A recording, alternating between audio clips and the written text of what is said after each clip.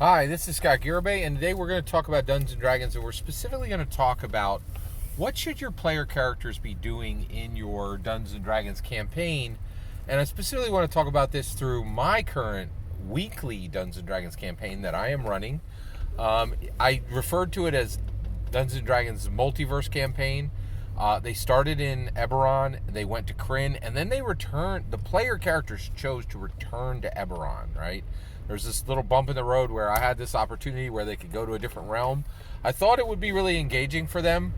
I don't know if it wasn't engaging for them or if I have a player character who is not connecting with the hooks that are being presented, and I think I have a player character who seems to think that avoiding danger is a goal in Dungeons and Dragons, which I don't acknowledge that as a goal in any way, but I think I just might not be understanding where this player character wants to head, right? But I am respecting, I'm doing everything I can to respect their take. They have the right to take the campaign wherever they wish, right? And I have the right to react, right? And so right now, I would call this Dungeons & Dragons campaign my D&D.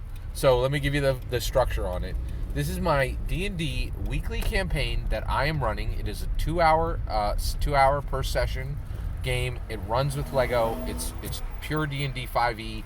Every single thing in every D&D canon 5e and every D&D canon hardback is legal, right? And if you got some nonsense book outside of that, you can go kick rocks. We don't use it, because we're not even going to be covering everything that's in the D&D canon hardbacks. Why do I need your Southlands nonsense? So that's where we currently are, right? And so the player characters are in Eberron, and two of the characters are connected to houses. So Sovereign, one of the player characters, is connected to House Tharashk, and Ragnar is connected to House Kundarak, right? So with that said, one of the goals that now, so I believe the way an engaged podium level dungeon master, like bronze, silver, gold medal, not just an also ran, but a podium level dungeon master needs to understand what goals are in front of the player characters and to be guiding the player characters to engage with these goals that are naturally in the game from the legitimate, very real structure of the setting and from the structure of the Dungeons & Dragons realms. And the player characters don't have to go down this road, but there should be a structure, right? And so one of the goals that they now have is advance their house. And I was thinking very deeply about this. How did these player characters advance their house, right? There's lots of different ways that they can do it. So one, the house battles are very real in Eberron. There are all these houses. They all have dragon marks, and they have powers, and they have very defined areas of power within Eberron society, right? So anybody who's connected to a house, there's this standing goal within Eberron of advance your house. Now, how do you do that? Okay, so first of all, one, do you want to advance your standing within your house, right? So do you want to first make sure that you have more power in your house so that you can determine the direction of your house? Or do you want to acknowledge, for each player character, does that player character want to acknowledge the leadership that's already in the house and then serve them and become valuable to them in a way that is useful and powerful, right? So first of all, do you want to advance as a player character who's connected to an Eberron house? Do you want to expand your power within the house, right? Because that's its own set of goals, and that's its own set of player character maneuvers, right? Character maneuvers. Every time I say the word character, I mean player character, right?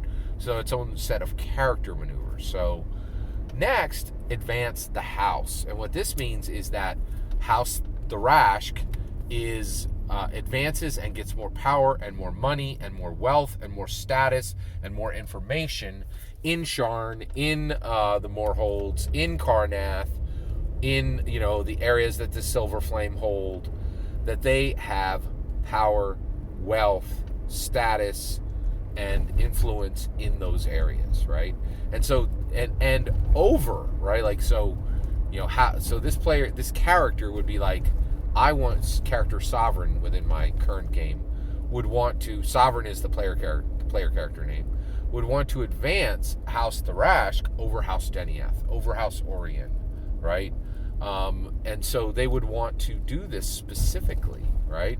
Now, it does seem like currently that character is, the Ragnar character and the Sovereign character are allied, which means that House Kundarak and House Tharashk are currently allied through at least 2 points that are within their house, right?